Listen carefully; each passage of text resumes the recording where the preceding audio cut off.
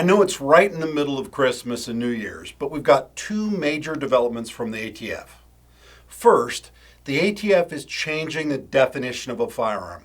Again, that's right.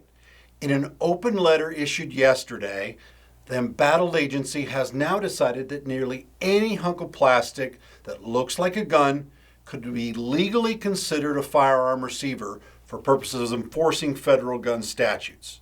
As you may know, the ATF has a long history of redefining what is and is not a gun. Essentially, they're making it up as they go, changing the rules for gun owners, gun sellers, and manufacturers on the fly, illegally, without congressional approval. The last time they made up a new definition for a gun, which is still under litigation in North Texas, the ATF said that firearms kits sold with 80% finished lower receivers, along with the parts to make them into working firearms, are, in fact, firearms, even though they're just a hunk of plastic. Sadly, now the ATF is going even further. Maybe it's because they think that they might lose that court case. Or maybe it's because the Biden administration is just mad that building your own firearm for your own personal use is not illegal in this country. Now, either way, their open letter published yesterday says they'll now claim that just the frame, without a jig to complete it or any of the parts to turn it into a working firearm, is now a firearm too. They're relying on the vague term readily convertible to assess things like the time or difficulty it takes to complete the firearm, but the truth is, this new definition is not measurable. It's a gotcha rule, and if it's allowed to stand, you could be arrested and charged with a federal felony gun crime for buying and selling any hunk of plastic that the ATF thinks looks like a gun and it is clearly not.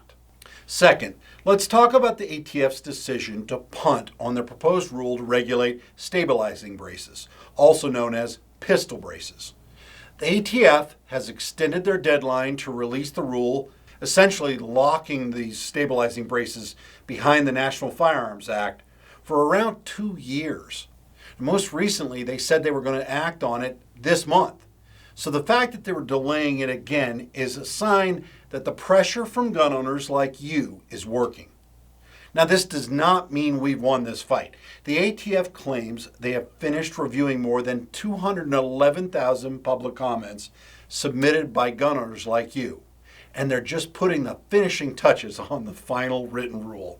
So really, they've only granted themselves an extension, and they could drop this rule anytime, and until they do, we don't really know how far it will go in regulating or maybe even outright banning them. Pistol braces are a huge deal. Upwards of 15 or 20% of AR-15s on the market are sold with stabilizing braces.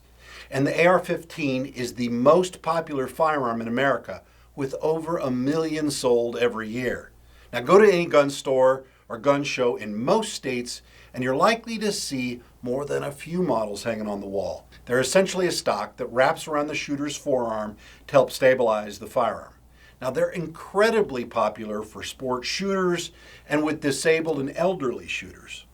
So we're not talking about a gimmicky device here. We're talking about something millions of gun owners own and use today. The Supreme Court's recent Bruin decision was very explicit that banning firearms in common use is not supported by the Second Amendment.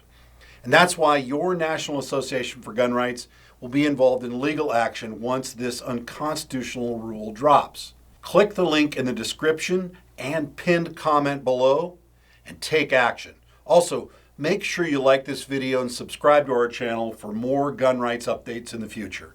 Thanks for watching, and thanks for your support of the Second Amendment.